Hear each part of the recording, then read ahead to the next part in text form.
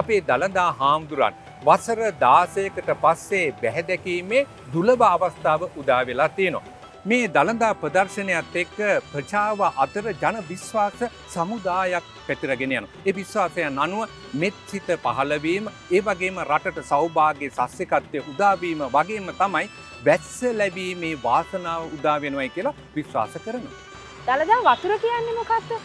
අපි කවුරුත් දන්න බ්‍රිතාන්‍ය අධිරාජ්‍යවාදියුගේ 1715 උඩරට ගිවිසුම.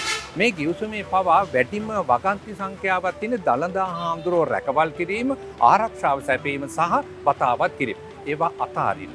මේ අතෑරියට පස්සේ 1826 වෙනකොට ඉතා බරපතල විදිහට, ඒ කියන්නේ යටත් විජිත පාලන වාර්තාවල තියෙන 1823 ඉඳලා 26 වෙනකොට දැඩි නියඟයක් ඇති වෙනවා.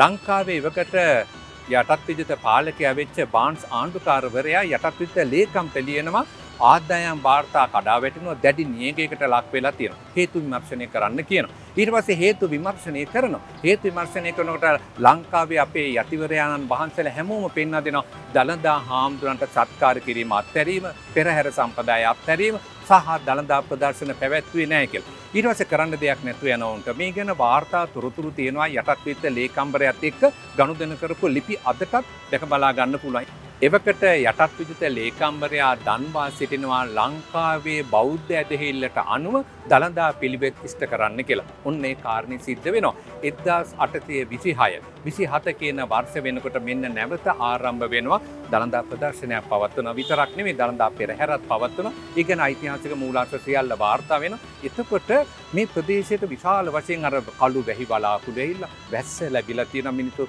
සාදුකාර දෙන්න පටන් අරන් තියෙනවා. වගේම තමයි යටත් විජිතවරු පාලකවරු පිළි අරන් තියෙනවා දළදා හාමුදුරුවොත් එක්ක විශාල බලයක් ශක්තියක් තියෙනවා. මේක ජන විශ්වාසයක් මත ගොඩනැගුණු ඇදහිල්ලක් කියලා. වැස්ස ලැබුණා, සතුටත් එක්ක ප්‍රජාව කියන්න ගත්තා දළදා වතුර කියලා.